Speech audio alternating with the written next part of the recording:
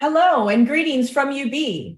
On behalf of the Office of Alumni Engagement and the UB School of Management, we are delighted you are able to join us for today's webinar presentation. My name is Joy Rona, and I'm a member of the Lifelong Engagement Team here at UB.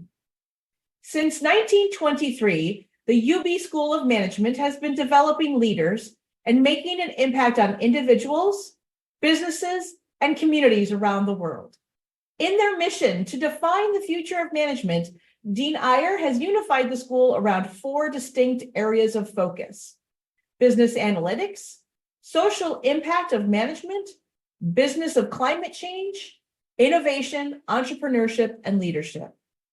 Each of these initiatives are helping to realize their vision of a world of transformational leaders and organizations who change society for the better. Today, we are very happy to welcome our presenter, the Dean of the UB School of Management, Anant Iyer. Dean Iyer is also a professor of operations management and strategy at the school. He holds a doctorate in industrial and systems engineering from Georgia Institute of Technology and a master's in industrial engineering and operations research from Syracuse University. His research and teaching interests are in the area of supply chain management, inter-firm operational coordination, and operations management. His research focuses understanding, modeling, and empirically validating approaches to manage operations and supply chains, dealing with problems in the areas of capacity management, resource allocation, supplier contracts, scheduling, and inventory planning, with a focus on providing insights to improve practice.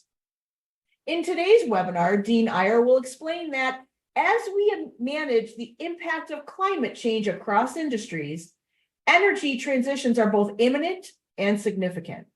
From electric vehicles for transportation to solar panels and windmills for energy generation, and hydrogen and geothermal for heating, these shifts are impacting virtually every industry and customer. In this session, we will focus on the impact of these transitions on the supply chain, the set of companies that provide the technology and components to make these shifts a reality, and the regulations, targets, and metrics that impact the demand shifts associated with these projects. Using insights derived from a 10-year project on critical material supply chains with the Department of Energy, as well as reports regarding automobile supply chains and product environmental claims, we will demonstrate that if done right, these transitions can provide a great opportunity for localized production and economic growth, while also benefiting customers. We will leave time today during the webinar for Q&A. If you have questions at any time during the presentation, you can submit them using the question button on your Zoom taskbar. And again, you can submit those questions at any time. In addition, we are recording today's session, and you'll all receive a copy of that recording within the next 24 hours. And now it's my pleasure to turn it over to our featured presenter, Dean of the UB School of Management, Anant Iyer. Thank you, Joy. Thank you to everybody who's joining us, either watching now while we're presenting the webinar or on video later. In either case, I would be glad to answer any questions you may have. You were introduced to the 4 strategic initiatives here at UB, and the particular talk I'm going to focus on is going to focus on one of them, the business of climate change. We're going to have 2 specific examples. I'm going to start first with this IC to EV transition. And of course, before I begin, I need to tell you what I mean by IC and what I mean by EV. And this is joint work with a faculty colleague, Svenja Sommer, who's at HEC in Paris. So if you think about EVs, EV refers to the electric vehicle. And typically when you think of electric vehicle, it used to be that Tesla was what you thought of. But now there are many possible electric vehicle choices produced by General Motors, Ford, Toyota, etc. The IC is the car we were used to, the internal combustion engine, which was powered by filling gas at a gas station. And so the first question I want to sort of think about is what is this transition that we're all asked to consider between IC cars, which is the cars we were used to the new EV cars? So let's take a look at what these two vehicles look like. The first thing I want you to be comfortable with is both cars will let you drive from point A to point B. When you sit down, there'll be a steering wheel, there's an accelerator, a brake, there are mirrors. And so these cars share the road with each other, but they actually end up being very different in a very fundamental way. The cars we were used to had an engine, a fuel tank, and a transmission, which means whenever you needed gas, you went to a gas station and you choose the type of gas that you needed first, whether you need, diesel or gas. In many cases, our passenger cars are gas.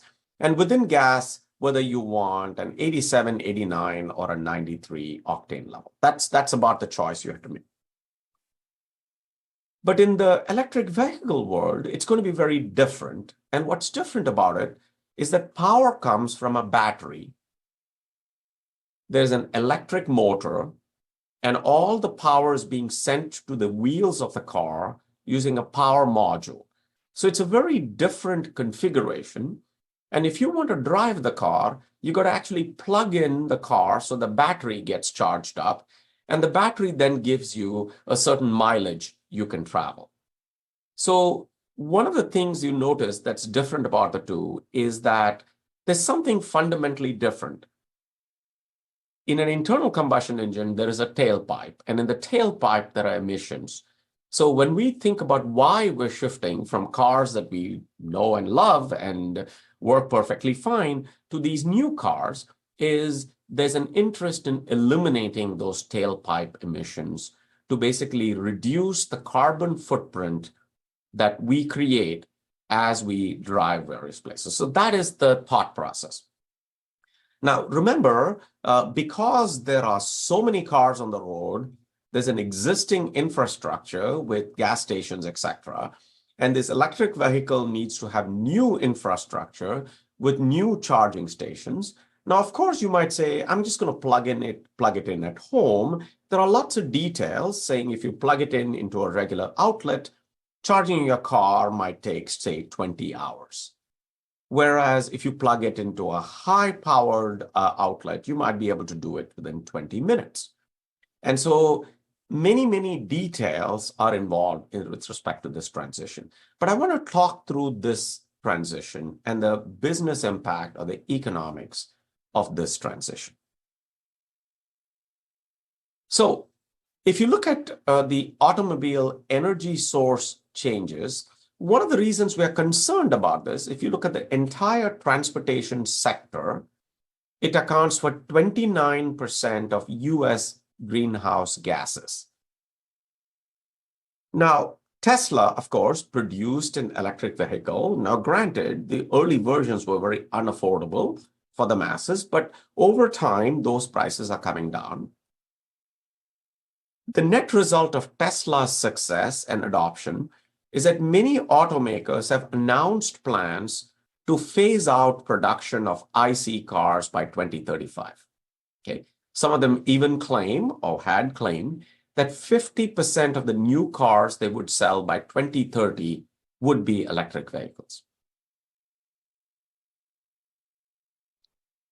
But what is the issue here? So again, if you look at sales of these cars, US vehicles sold in 2023 were about 15.5 million, and EVs and plug-in hybrids were 1.2 million. So on the one hand, you might say, well, it's but somewhere between 8 and 10% of the cars sold in 2023.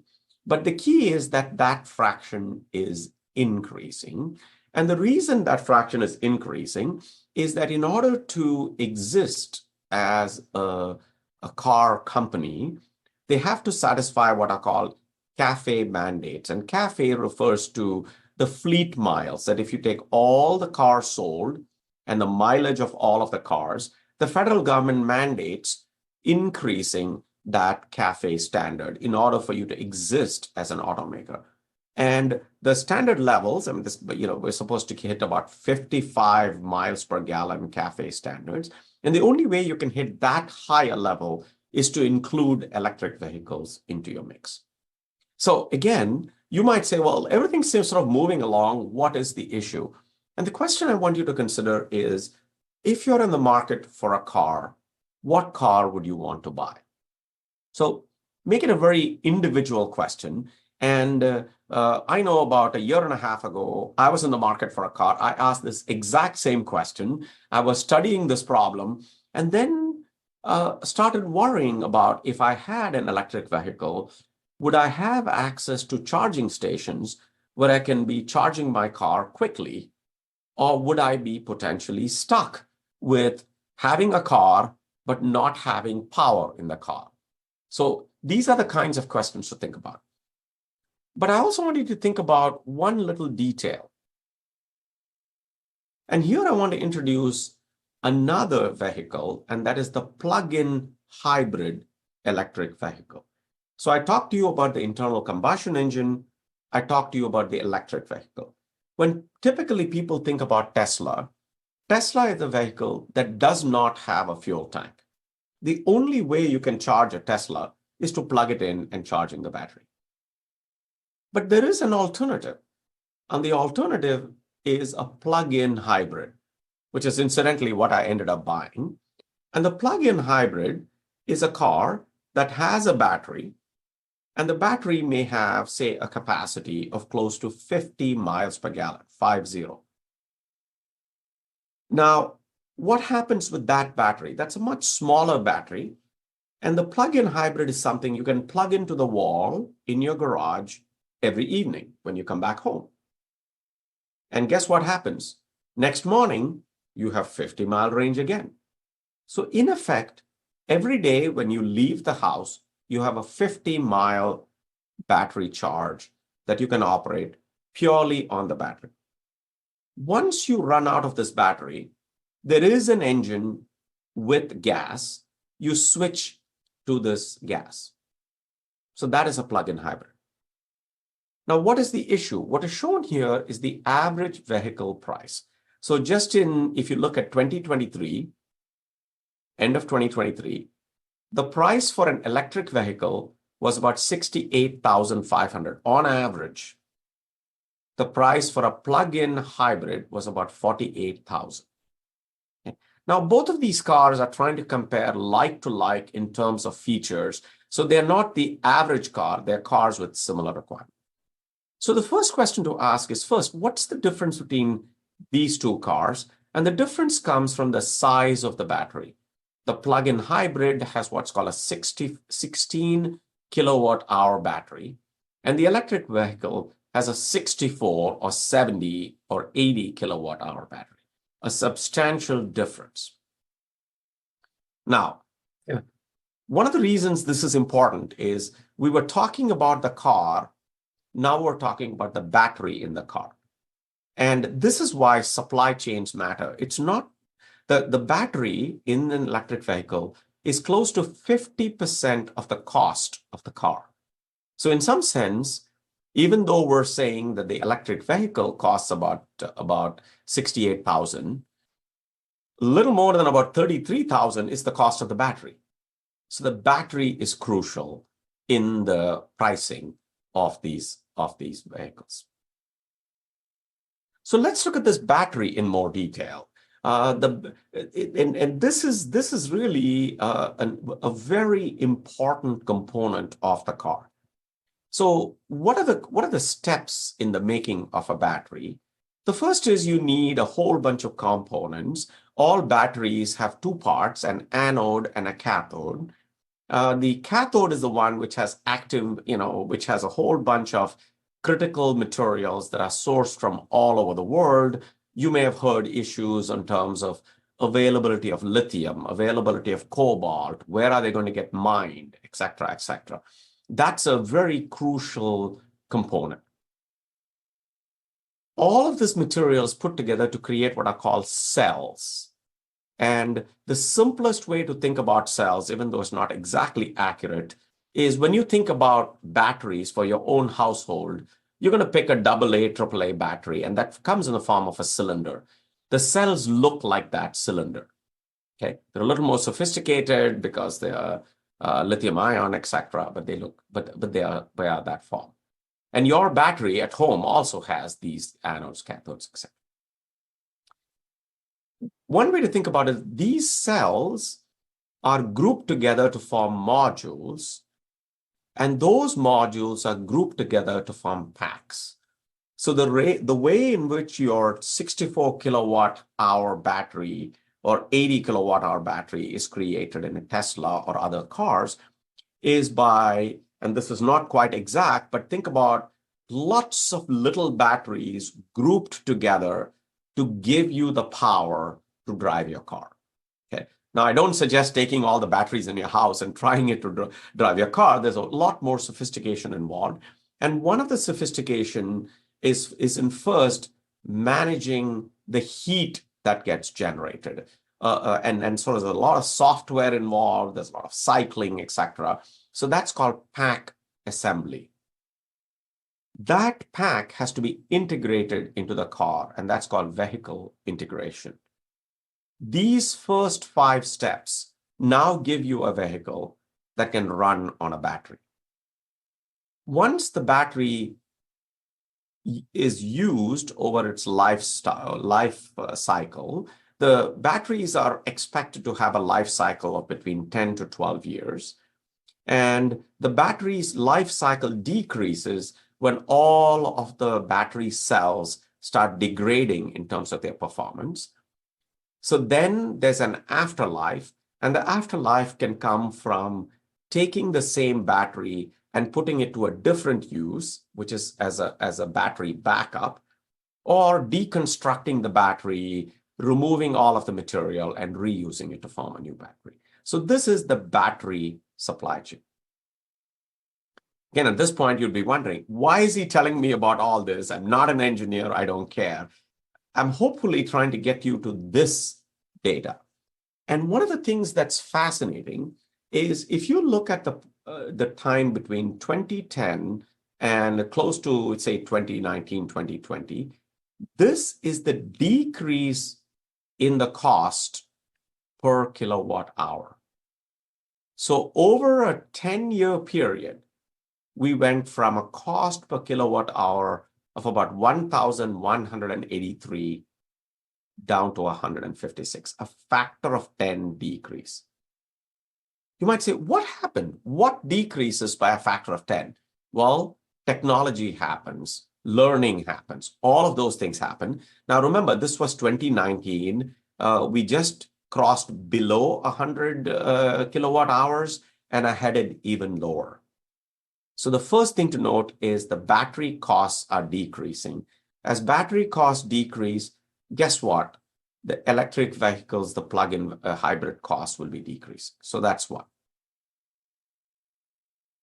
The second is, in addition to the material costs, there are many other costs that have been decreasing and are forecasted to decrease. And those costs are the dollars per kilowatt hour after you're done assembling everything. And that is, we get more efficient at assembling batteries, we get more efficient at managing sourcing, et cetera, et cetera. So it's important to know that because of all of the technology and all of the attention, battery costs are decreasing. However, and this is the however, January 19th, the Wall Street Journal had an article saying the EV backlash builds. And that basically said that even though various auto companies were very enthusiastic about producing EVs, customer demand plateaued out. And as a result of which, Ford, General Motors, etc., started announcing they were cutting production of electric vehicles. Remember, I showed you this picture of forecasted increasing in demand and a lot of enthusiasm. This first report talked about companies cutting output. The BBC had an article on the 17th of January saying, could hybrid cars be the right strategy rather than EVs? And notice that if, I just did a quick search of, fast charging options in the Buffalo area. And I found 18 fast charging stations for the entire region. So are you interested in driving to one fast charging station and then joining a line of a whole bunch of people? Or would you prefer to have a car that you just plug in at night, next morning you get 50 miles per gallon, and that's good enough for you? Well, that's a second option being considered. The third is that households were starting to get worried about how they would charge the car, and they were more likely to buy plug-in hybrids. Fourth, Ford started announcing that they would go into hybrids, scaling back EV targets. Again, plateauing of demand. So what I want to get you to think about is, what is happening and what is it that customers are worried about? I mentioned prices, but customers are also worried about using the car. Here in Buffalo, of course, we just went through a blizzard. And during this blizzard, the question is, what am I going to do if I need to run to the grocery store to buy something whenever the travel ban is listed? Will my car have the juice to be able to do that? And if it isn't, can I go to the closest gas station? Well, I can go to the gas station, but if I have an EV, there's nothing I can do there unless the gas station has a charging location for me, etc. So this is the issue. So what I want to do is to take a few slides to get you to think through this question and how we might find a solution or at least understand this issue. So please bear with me while I click my way through a few graphs. So imagine, in my example, imagine that you have 10,000 modules. Remember, the modules is like those cells put together. And that's the number, and I can produce either EVs or plug-in hybrids. So I can have plug-in hybrids, I can have EVs. And imagine my total has to be 10,000, the total number of modules I use. Now, remember that my PHEVs typically have modules that generate 50 miles per gallon, 50 miles, not per gallon, because it's 50-mile range. And my EVs have typically a 300-mile range. So if I use modules to produce EVs, then I can produce fewer EVs. But if I use all those modules to produce plug-in hybrids, I can produce many more hybrids. So if all of the 10,000 modules were used to produce plug-in hybrids, I could produce 200. If all of them were used to produce EVs, I would produce 33. Hold off on these two numbers for a second. Now, the problem is the battery costs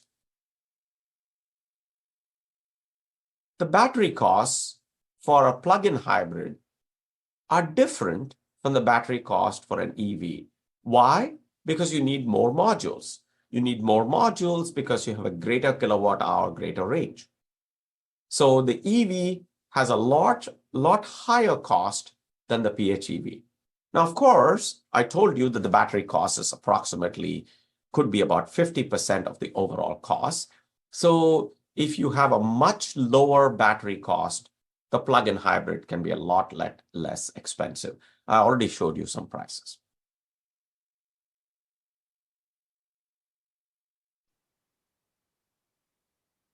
So I'm going to click through all of this and just walk you through what I mean by this.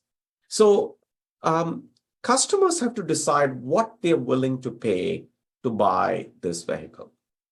Now, it turns out that customers are looking for hassle-free. Many customers are interested in decreasing their environmental footprint, but they don't have all the unlimited amount of funds to do it. So imagine that as the plug-in hybrids battery capacity increases, people are willing to pay more. Now, the electric vehicle force are a completely different breed. They don't want to have anything to do with gas anymore. So they really are willing to pay even more than what people who are looking at it from a price perspective. Imagine you're a company and you're asking, what mix of PHEVs and EVs do I want to make? Okay. And this graph is really an optimal profit graph. I'm going to spare you all the details. There's a whole bunch of details involved in it. And it turns out that if a company is trying to think about what should be my design capacity of my plug-in hybrid that'll maximize my profit, lo and behold, the sweet spot shows up somewhere around 50 miles. So it says somewhere around 50 miles, I end up with an optimal profit for me. In other words, I deliver a vehicle that customers, it's at the price point that people want to buy. I'm going to produce about 47% PHEVs, 53% EVs. So this is actually something that'll have a pretty significant impact on my profit. So that's one. But I want to ask you, I want us to think about what will be the carbon footprint of this plug-in hybrid, right? So in order to do that, I'm going to look at passenger miles driven per day. And this is data from a paper published. And so imagine that my battery has a capacity of 50 miles. How many miles do I drive per day? Well, 75% of the trips are below 38 miles. 50% of the trip are 29 miles. 25% of the trips are 21 miles. What do these numbers mean? If you take everybody who drives, everybody with a car who has drives, and this is a survey this is data collected from over 400,000 drivers in the United States. 75% of them said they drive below 38 miles. 50% of them said below 29 miles and 25% below 21 miles. Why is this important? Imagine I have a distribution of miles driven. What do we find? We find that 95% of the daily trips would use no gas. So even though you have a plug-in hybrid, as long as you dutifully plug it in every night, 95% of the days, you would never use any gas in your car. I can tell you this from example. I bought a plug-in hybrid, and in the last year and a half, I've only gone to the gas station 4 times. Almost all the time, I'm just running on battery. I think my average, my miles driven is probably about 32, 33 miles on most days. And it's the rare occasion where I drive to New York City or something else where I use gas. So what do I want to make the case for? It's possible that we don't get 100% all the way, but we get 95% of the carbon footprint eliminated by using a plug-in hybrid with a smaller battery that's easier to charge at home, does not require a new infrastructure, and gets us up to that point. I agree with you that 100% would be best, but not providing a PHEV means there'd be a lot more reluctance. Providing a PHEV means we would get a major fraction of the way. So this is the first idea I want to sort of get through, that there is a solution, but many solutions with energy transitions don't end up being pure solutions. They're solutions that get you almost there, but require a bit of a compromise. So that's one. The second issue I want to think about is the difference between the internal combustion engine and an electric vehicle. If you go all electric vehicle, the components required are different. And that's because a whole bunch of things that existed, things that existed with respect to engines, etc., would not be required in an electric vehicle. It turns out that an electric vehicle has 40% fewer parts, needs 30% less labor. It also means there's a whole new generation of people required to fix your car. The question is, should we think about the supply chain impact on all the people, all the companies associated with this transition? There is the transition associated with finding places for you to charge your car. But once you've bought your car, finding a place you can get maintenance done, figuring out what's going to happen with respect to retraining, etc., all that takes time too. What does a hybrid do? Remember, in a hybrid, you have both a smaller sized battery as well as an engine. This allows us an ability to give ourselves more time for the system to adapt. So this is something to think about. This is a completely different topic we're working on, which someday I hope to be able to come back and talk to you about. So what's a quick summary?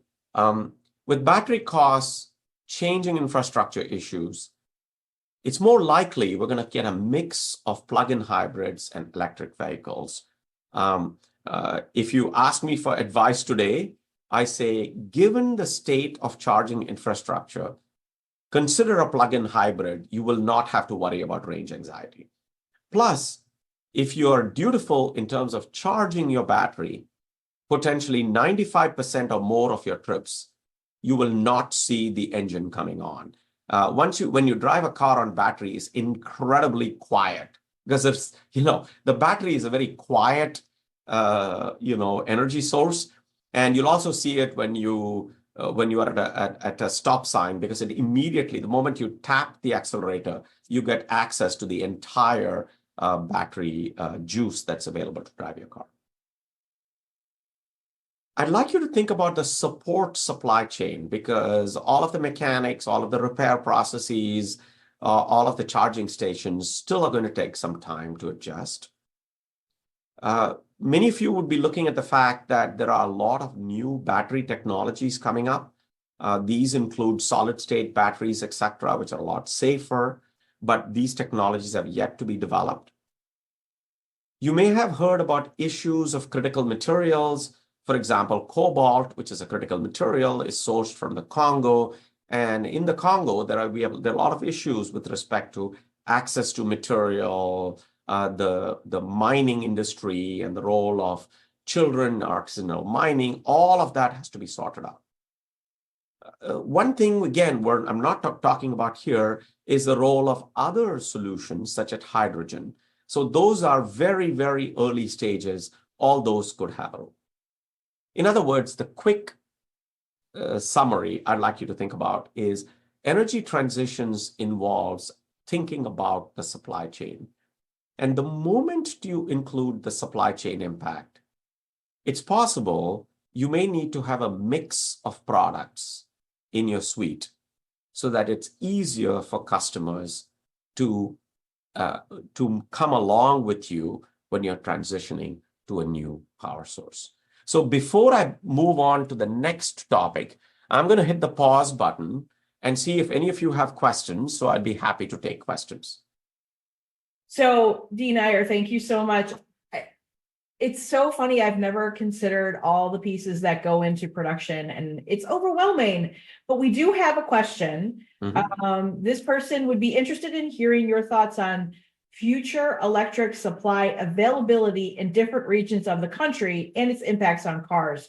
For example, this viewer lives in Texas, and they often live on the edge during the hottest months, but also during the coldest weeks that they get. This could be a major transition. This could be, this is before a transition to EV. How do you see that? You talked about the support supply chain. You touched on critical materials, but how does the energy supply availability affect all of this? So first, a wonderful point. That is a key point. One of the things that is actually very interesting is Texas has one of the highest rates of alternate energy generation, which means solar panels and windmills.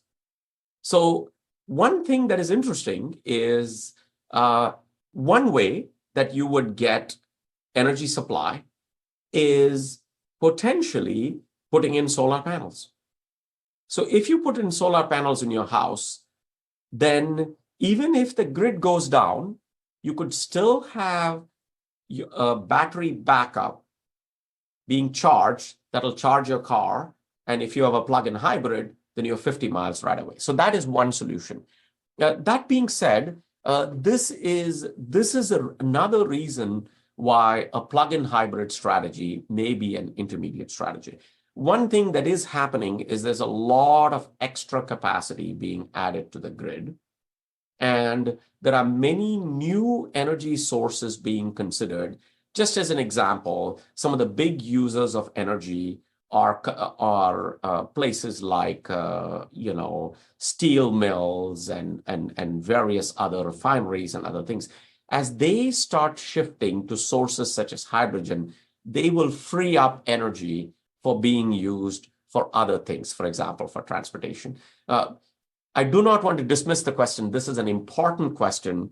What we might well see is if, in fact, cars have solar panels on them, it's quite possible that the car is automatically charging the battery while it's driving. There are some solutions that are already available from Toyota and from Tesla. That's the way I see things going. But it's a fair question. It's a fair worry. But the solution to that worry is the role of a hybrid, which could actually significantly decrease the power demands and yet get you 95% of the way there.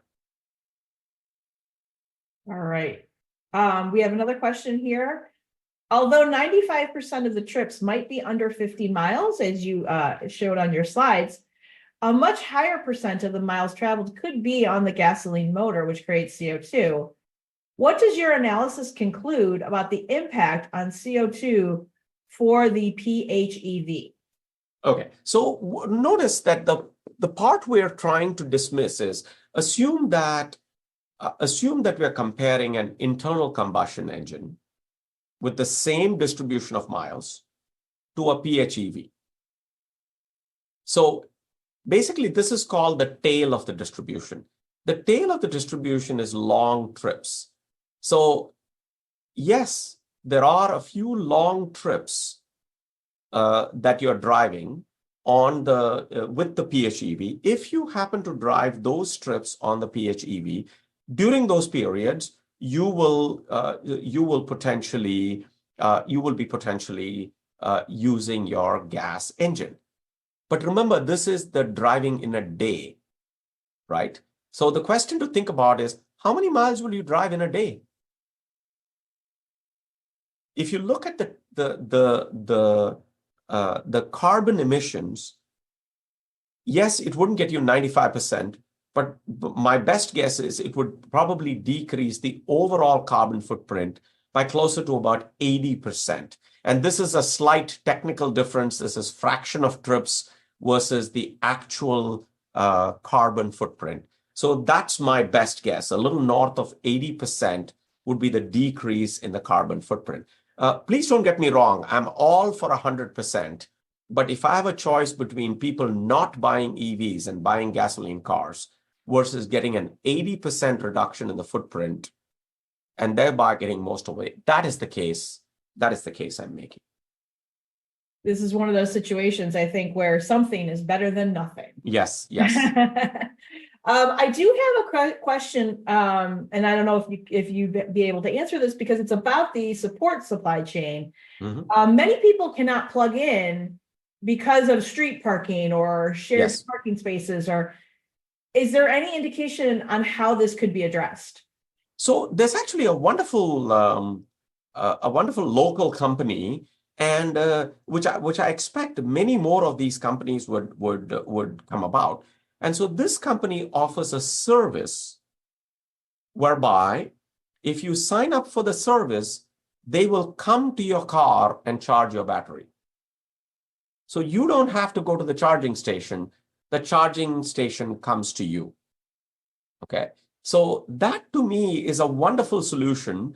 What you do is you allow that company, whenever you say you're ready, or you can either provide it as a continuous service, you allow them to see, you make your car visible to them, you leave your car parked, you give them access to your charging port, and you give them permission to charge your car.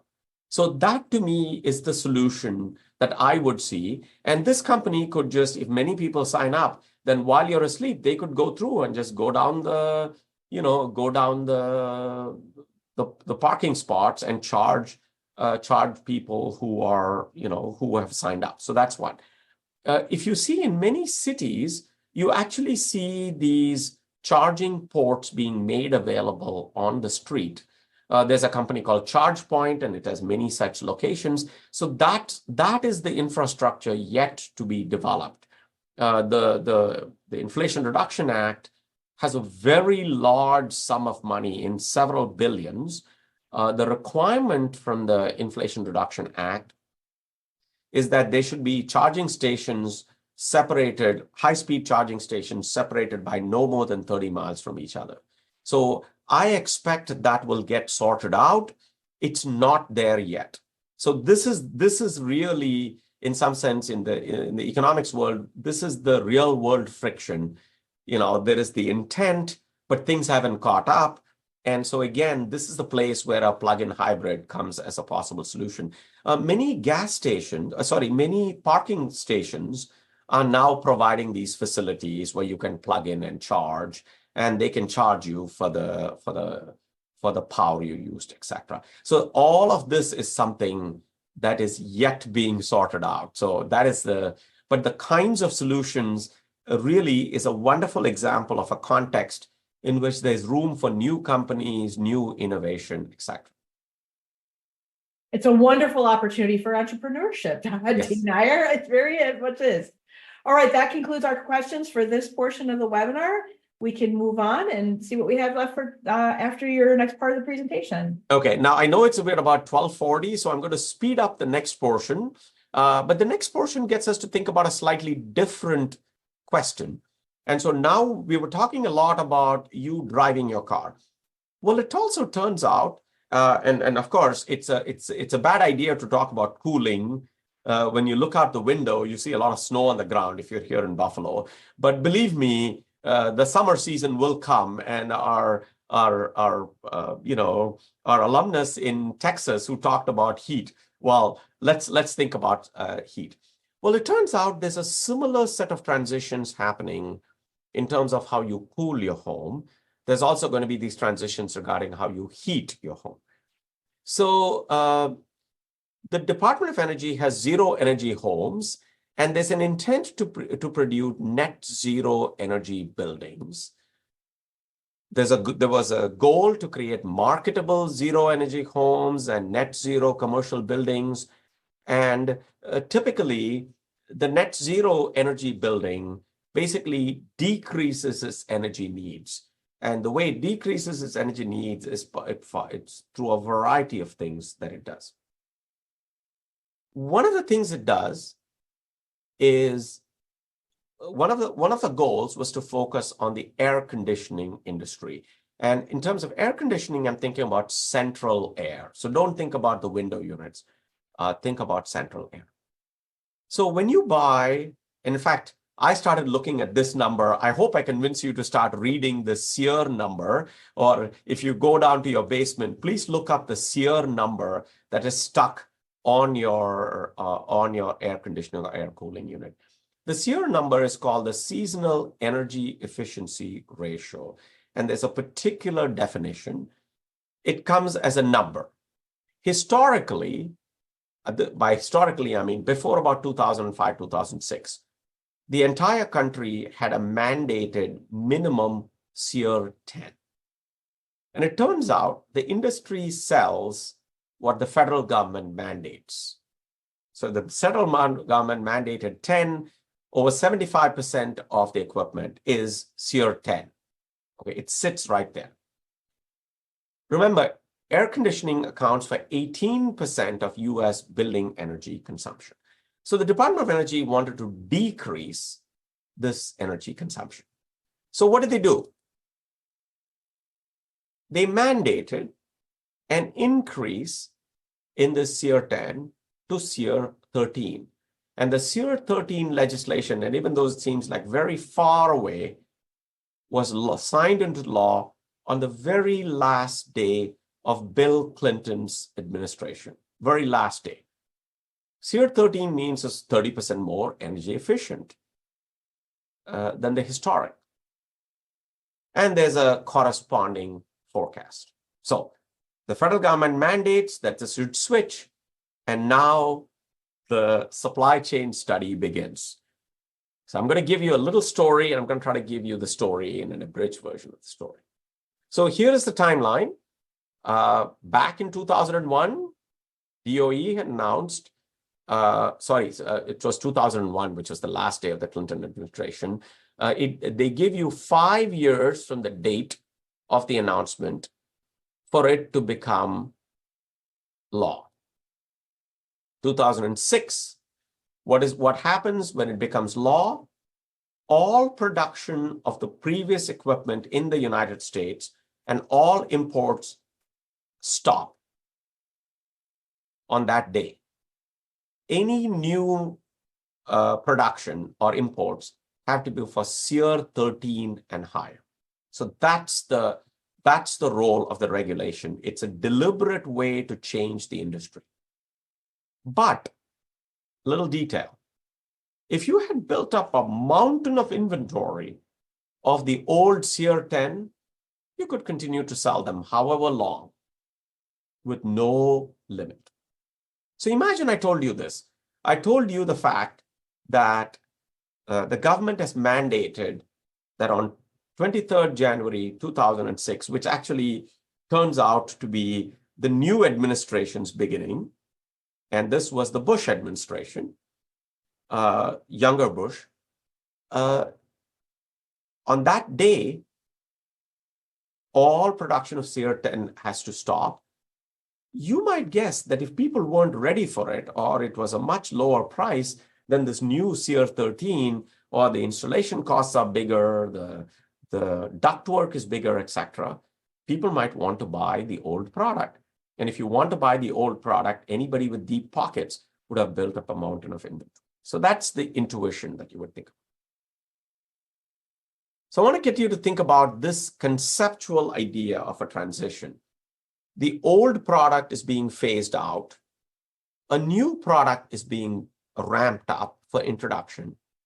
But during this period between the old product being phased out and the new product being ramped up, you're doing both. You're producing the new product, you're producing the old product. So how you can manage this transition over a year or 2 years is a function of how different this new product is compared to the old product. Now remember, it has to be different, otherwise it couldn't be 30% more efficient. And this really impacts the design choices of the new product, and how different the product is may impact delays associated with ramp up. And during this entire period, the question is, what do consumers want?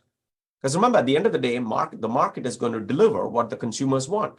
And if the consumers are very upset and they say, oh, I don't want this new product, it's more expensive, it is noisier, granted it may be more efficient and decrease energy, but I'm concerned about many different things.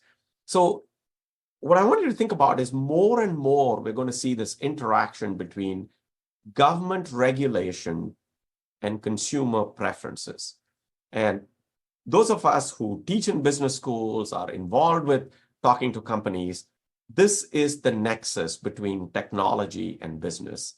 And it's a fascinating sort of interface to be at. I'm going to speed things up a little bit so that there's more time for questions. Here's sort of a timeline of various things. I'm going to cut to the chase of various design choices. And I want to get you to think about the fact that companies actually make many, many different design choices. Some of them can completely redesign, so they offer you a sleek design.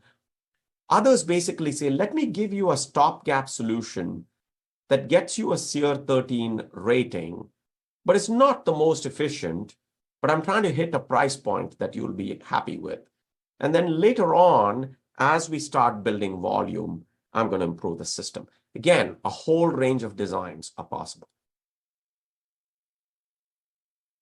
So many questions show up. I'm just gonna get you to think about questions. So manufacturers have to figure out what design, how delays might affect the launch, what will be the cost to produce old products. Distributors might come in and start figuring out how much should I stock up of old products, what would be the consumer preferences for old and new products. Now, we had the opportunity to talk to some major distributors who are looking at this. And just in terms of what actually happened, the major distributors bought a massive amount of product. By massive amount, I'd say, think of the order of $600 to $800 million worth of old products. And they forecasted that the companies would have difficulty launching the product, debugging the product. Customers would have preferences for the old product, that it would take time. And they sold the old product that they had stocked up at list price. So distributors made out like bandits. Manufacturers faced an incredible headache for over a year or two. And these manufacturers are the likes of Carrier and Goodman and all those companies. And that's really the chaos that unfolded in the supply chain. Of course, utilities had various things, and individual counties started deciding regarding occupancy permits. Even though technically you could buy a SEER 10, the occupancy permit in a county could deny you an occupancy permit and force you to buy a SEER. So all of this is what unfolded across the country. Just a quick update. Since that period, the federal government has now have completely region-based rules regarding minimum SEER requirements. So the SEER requirements in the colder parts of the country allow you to have lower SEER numbers. The SEER numbers in the hotter parts of the country, in Florida, Arizona, parts of Texas, are much higher. They're SEER 15, 16, etc. And so now if you look at the regulation varies across the country, the products vary across the country. It's a very complicated world these days. I want to conclude with 3 pictures. So imagine that on the x-axis there's this new product design. What I want you to think about is the new product becomes more radical, the old product purchases and stocks you may need to hold would have to increase in order for you to satisfy the customer. Because the stocks increase, the old product profits would decrease. The new products profits would increase as a function of this design. This is my punchline, if there ever was a punchline. And that is that this is the design you would pick. In other words, there are these intermediate solutions which end up being, and by the way, what this says is the best-in-class SEER design. What this says is the optimal SEER design. So it says, don't go for the best, and think of this like the EV, go for like a PHEV solution. So what do we learn? It's important to consider supply chain effects. In this case, distributors adjust to satisfy customer preferences, manufacturers adjust designs, and therefore there are all these frictions in the marketplace. Several things happened in the marketplace. There were many players. I'll sort of skip this detail, and there are many corresponding solutions. Some closing thoughts as we start dealing with environmental impact through regulation. Industry will face significant impacts. Supply chain participants will react differently to regulations, and business may need to think about these intermediate solutions so that they can address customer preferences and find solutions that customers can find palatable. And the name of the game is to be agile and find solutions that work. So thank you for listening. I know we have about 6 minutes for questions. I would love to address questions either now or later. Thank you so much, Dean Iyer. So much to consider. I hadn't considered all the different regional regulations and how that would affect the supply chain. That is it just boggles my mind that I want to say it, these poor companies are trying to figure out what do I sell in Texas versus what do I sell in Buffalo? Yeah. And it's not just, okay, we're going to sell more heaters in Buffalo and more AC in Texas. It's all the different regulations you have within the different states. And like you said, even different regions within Texas, it's such a large state that there's got to be variations within that as well. Yes. My goodness, it's just so much to consider. We do not have any questions at this point in time, but Dean Iyer was very kind and we spoke before the webinar. If there are, if you're watching this as the recording, please feel free to reply to the email that you got the recording with, alumni lifelong learning at buffalo.edu with any questions you have, and then we'll share them with the dean and he can go ahead and answer them, and we'll get that back to you, just a little back and forth that way. On behalf of the Office of Alumni Engagement, I would like to thank Dean Iyer for sharing his time, knowledge, and expertise. As a reminder, this webinar has been recorded and we will send you all a link within the next 24 hours.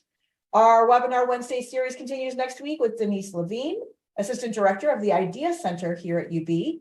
Denise will share how design can eliminate barriers and create a more inclusive physical environment for everyone.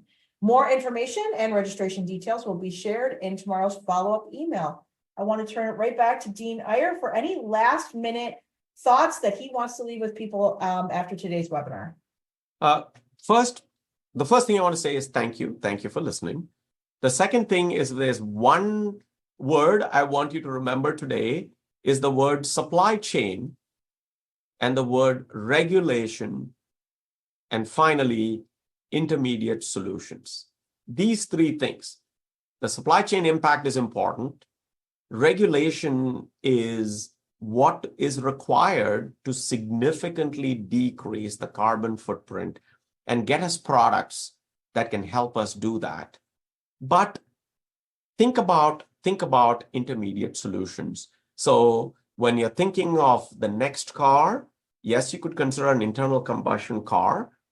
Yes, you could consider an EV, consider a plug-in hybrid, and you might be able to split the difference. So thank you again for the opportunity. Thank you so much, Dean. Thank you all for attending today's webinar. Enjoy the rest of your day and go Bulls. Thank you. Bye-bye.